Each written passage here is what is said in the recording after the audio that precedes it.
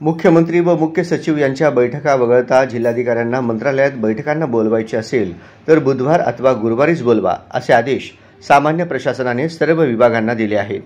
बैठकांमुळे जिल्हाधिकारी व्यस्त राहत असल्याने त्यांच्या कामाचा ताण वाढत असल्याने प्रशासनाने हा निर्णय घेतलाय। जिल्हाधिकारी हा महसूल विभागाचा जिल्ह्याचा प्रमुख असला तरी बहुतांशी सर्व विभागांशी सनियंत्रण व समन्वयाची जबाबदारी त्यांच्यावरच असते। यामुळे राज्य शासनाच्या विविध विभागांच्या बैठकांना जिल्हाधिकाऱ्यांना मंत्रालयात व्यक्तिशः उपस्थित राहावे लागते। राज्यात मुख्यमंत्री देवेंद्र फडणवीस यांनी 100 दिवसांचा कार्यक्रम जाहीर केला आहे। त्याद्वारे विविध सेवा सुविधा नागरिकांना उपलब्ध करून देण्यात येणार आहेत।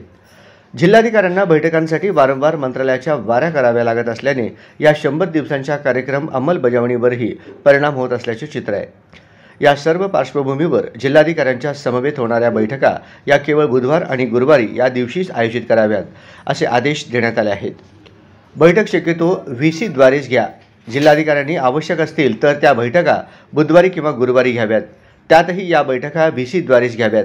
महसूल विभाग वगळता अत्यावश्यक विषयाबाबत बैठक आयोजित करायची असेल तर संबंधित विभागाने त्यासाठी महसूल विभागाची लेखी पूर्व परवानगी घ्यावी।